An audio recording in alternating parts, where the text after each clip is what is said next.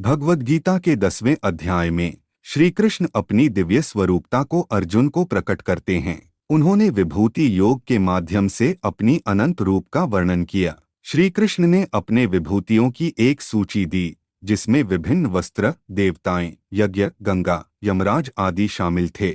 इससे स्पष्ट होता है कि ईश्वर सभी प्राणियों के भीतर व्याप्त हैं और सभी विभूतियां उनकी प्रतिष्ठा हैं। अर्जुन को यह दिखाकर श्री कृष्ण अपनी परमता का प्रमाणित करते हैं और अपनी सर्वोच्चता और महिमा का वर्णन करते हैं।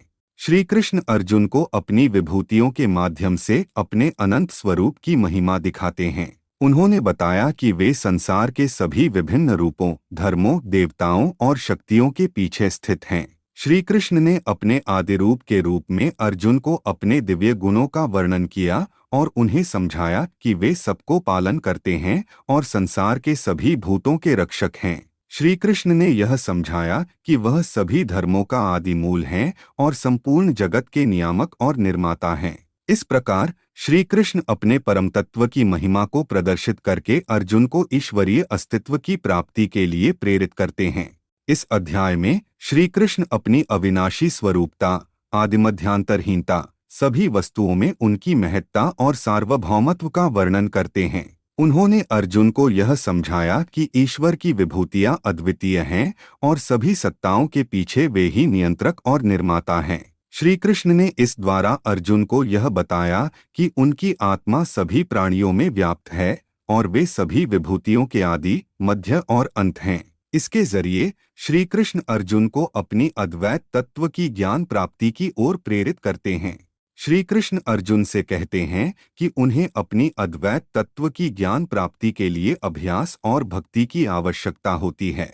उन्होंने बताया कि भक्ति और प्रेम के माध्यम से मनुष्य ईश्वर के प्रति उनके सामर्थ्य, दया और सामरिक रिश्ते का अनुभव कर सकता है। श्री कृष्ण ने कहा कि जो भक्त शुद्ध चित्त से और अनन्य भाव से उनकी उपासना करेगा, वह उनका निकट स्थान प्राप्त करेगा और उनके द्वारा दिया गया ज्ञान प्राप्त करेगा। श्री कृष्ण की यह प्रेरणा अर्जुन को उसके युद्ध कर्तव्य के प्रति समर्पित होने के लिए प्रेरित करती है और उसे ईश्वरीय योग की ओर ले जाती है। श्री कृष्ण अर्जुन को समझाते हैं कि सच्चे भक्ति और सेवा के माध्यम से वह युद्ध को भी धर्म का रूप दे सकता है और उसे अपने योगी स्वभाव के साथ कर सकता है। इस अध्याय ने अर्जुन को युद्ध के महत्वपूर्ण सिद्धांतों का समझने में सहायता प्रदान की और उसे सत्य, ज्ञान और भक्ति के माध्यम से आध्यात्मिक प्रगति के लिए प्रेरित किया।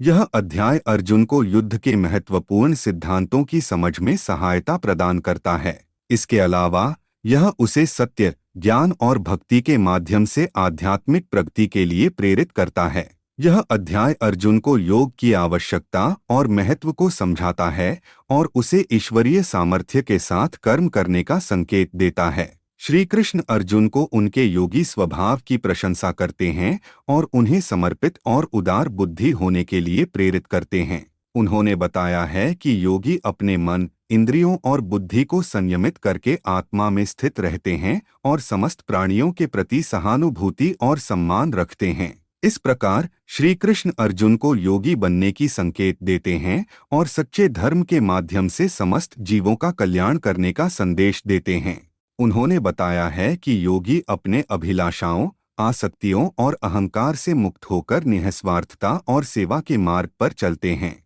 श्री कृष्ण ने अर्जुन को यह समझाया कि सच्चे धर्म का पालन करके वह स्वयं का और दूसरों का कल्याण कर सकता है और अनंत आनंद और मुक्ति को प्राप्त कर सकता है। इस प्रकार अर्जुन को ईश्वरीय योग के मार्ग पर आग्रह किया जाता है, जिससे उसे सच्चे स्वरूप की प्राप्ति हो सके और उसे संपूर्णता का अनुभव हो सके। राधे राधे।